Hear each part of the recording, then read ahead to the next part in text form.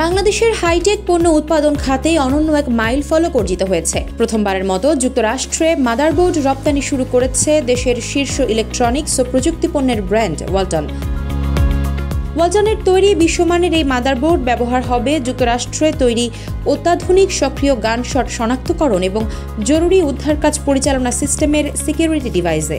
সোমবার রাতে এই উপলক্ষে রাজধানীর ওয়ালটন কর্পোরেট অফিসে এক জমকালো অনুষ্ঠানের আয়োজন করা হয়। সেখানে প্রধান অতিথি হিসেবে উপস্থিত ছিলেন প্রধান উপদেষ্টার ডাক, টেলিযোগাযোগ ও তথ্য প্রযুক্তি বিষয়ক বিশেষ সহকারী ফয়েজ আহমেদ তৈয়ব। আরও উপস্থিত ছিলেন ওয়ালটন হাইটেক ইন্ডাস্ট্রিজ পিএলসির চেয়ারম্যান এস.এম. শামসুল আলম ও ওয়ালটন ডিজিটেক ইন্ডাস্ট্রিজ লিমিটেডের চেয়ারম্যান এস.এম. রেজাউল আলম। অনুষ্ঠানে জানানো হয়, ওয়ালটন যুক্তরাষ্ট্রের উইসকনসিন প্রদেশে অবস্থিত তথ্য প্রযুক্তি খাতের প্রতিষ্ঠান সেফ্রো টেকনোলজিস ইনকর্পোরেশনের অনুকূলে প্রায় 2500 পিসেরও বেশি মাদারবোর্ড রপ্তানি করছে, যা প্রায় 2.5 মিলিয়ন বাংলাদেশি টাকার সমপরিমাণ।